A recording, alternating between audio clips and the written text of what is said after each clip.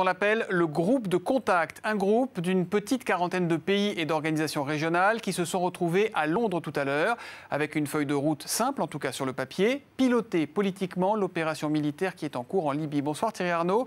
Pendant qu'on discutait à Londres, Kadhafi avançait sur le terrain, on va y venir dans un instant, mais du coup, plusieurs pays, dont la France, n'excluent pas d'armer les rebelles.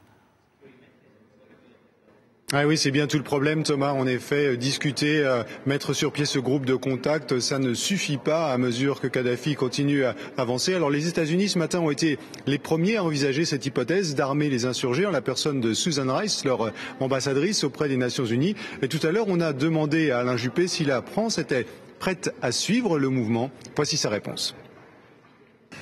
Ce n'est pas ce que prévoit la résolution 1973 ni la résolution 1970. Donc pour l'instant, la France s'en tient à la stricte application de ces résolutions.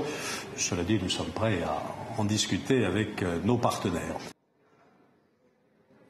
Et parmi ces partenaires, il y a notamment les Britanniques, bien sûr. Thomas, William Hague, le secrétaire au Foreign Office ici à Londres, a dit tout à l'heure qu'il serait cohérent d'armer les gens qui en ont besoin, donc cohérent d'armer les insurgés. Bien sûr, il n'est toujours hors de question ici pour tout le monde d'envoyer des troupes sur le terrain, mais on voit bien qu'il est possible désormais que d'ici quelques semaines, les insurgés libyens se retrouvent en possession d'un nouvel arsenal.